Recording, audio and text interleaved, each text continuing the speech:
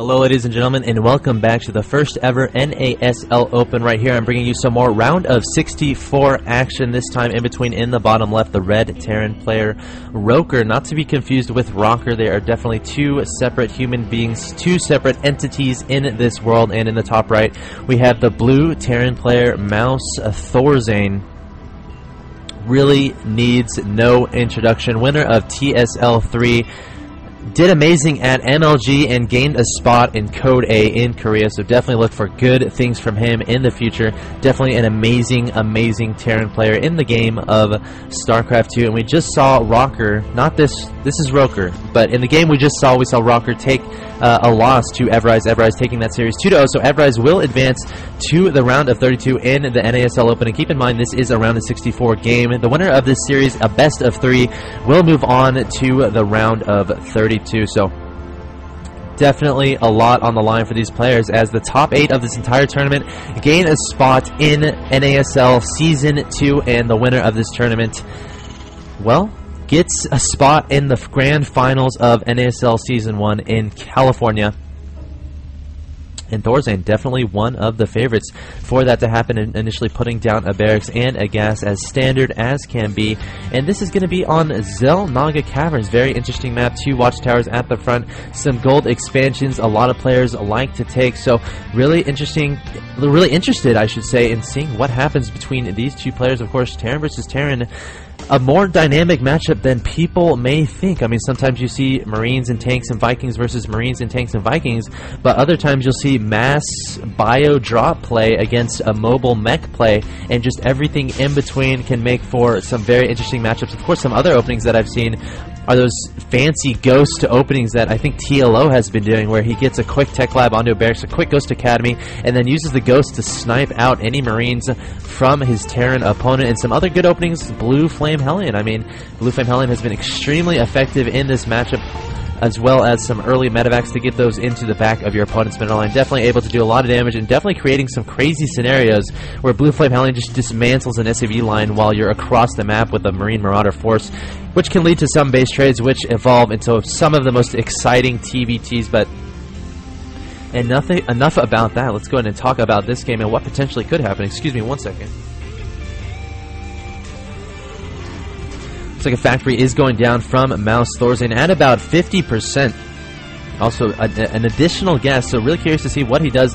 Definitely getting that gas count up early. It remains to be seen what he's going to do, whether it's going to be some sort of early tank push, whether it's going to be dancing a little bit with his Marines for the camera. Blue Flame Hellion, Banshee, I don't know. It'll all come down to whether he puts a starport or a second factory, or just adds an add-on to this factory. Definitely interested to see what happens back in Roker's base. We have a starport going on to a tech lab, but only one gas being taken. So definitely some sort of Banshee play, but not Cloaked Banshee. Also getting out some Hellions and Marines to provide that initial defense back in Thorzain's base. Has he done anything? There we go. A starport going down along with a Hellion out of that factory. So definitely some similar builds from both of these players, but the difference is Roker's starport is just so much further ahead of his opponents.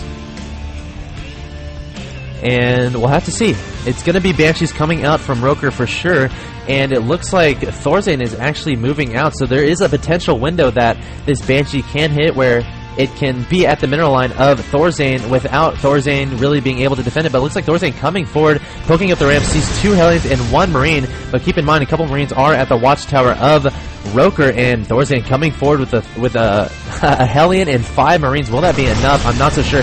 Some SCVs are being pulled. Some Hellions are... Actually, 3 Hellions should be enough to deal with this. I feel like not too sure if it was worth pulling those SCVs. 3 Marines come out from Roker and are able to clean that up, and the Banshee immediately does come out.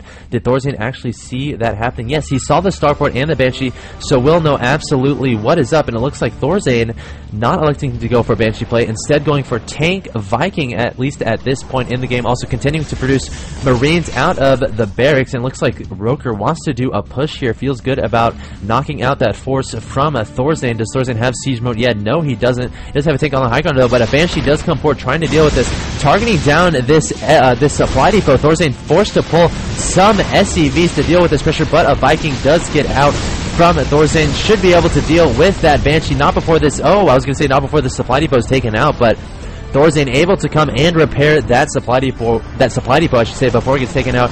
2 Vikings coming forward, trying to deal with that Banshee. Once again, targeting down some of these units. Not sure how effective that will be, though. Roker losing a lot of units for free there.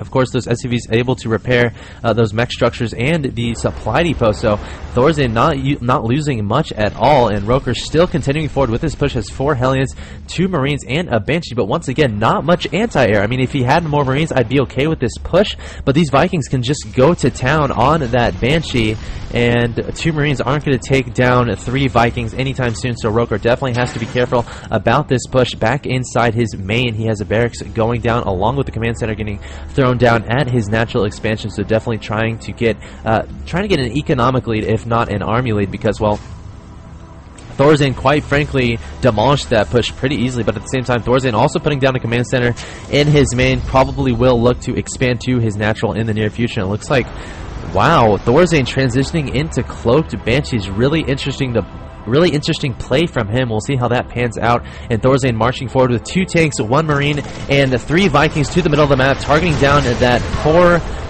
Marine. And Roker could be on his back foot here. He has 1 Banshee, 4 Hellions, 1 Marauder, 2 Marines, and a tank. Does he have siege mode yet? No, he does not. He does not have siege mode, so obviously not able to siege up. And will this be enough from ThorzaIn? 2 tanks, 1 Marine, and 3 Vikings. I'm not so sure. The forces do come forward from Roker. He has 4 Hellions, 2 Marauders once again, and ThorzaIn is on his back foot here, running away, trying to get reinforcement tank forward, and another lone Marine comes forward. Does he have siege mode? No, he doesn't. And look at this, landing his Vikings to try to deal with this push from Roker. Will it be enough? I'm not so sure. These Marauders are extremely good against tanks. This SCV trying to do all it can to get rid of that tank, but it looks like ThorzaIn lost a few units there. But look at the supply count, 54 to 36. Definitely still ahead in this game, and a Banshee does come forward.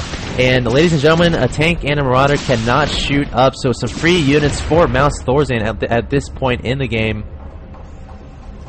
Roker getting down his natural expansion, also adding an engineering bay. Excuse me, continuing to produce Marines and Marauders from those barracks, along with some tanks and Vikings from the factory and the starter. But this Banshee does come forward. It does have Cloak, so it can cloak whenever it wants, but there's honestly no anti-air here, barring a lone Marine. A couple units get picked up into that medevac, but simply not enough, and a medevac, or a Viking finally does come forward to deal with this Banshee, but the Banshee does immediately cloak. And keep in mind, a reinforcement Banshee is coming along to join in on the fun. Are any scans left from Roker? Not quite yet. Yes, a scan does go down from his bottom command center, so trying to scan that Banshee out, and the Banshee does flee from that scan range. So the Viking initially saw the Banshee and then lost it, and another scan goes down. But will this Banshee get away again? And the Banshee does get away. So 2 scans that did pretty much nothing, and a turret just now going down, and ThorzaIn is just going to town on these SCVs.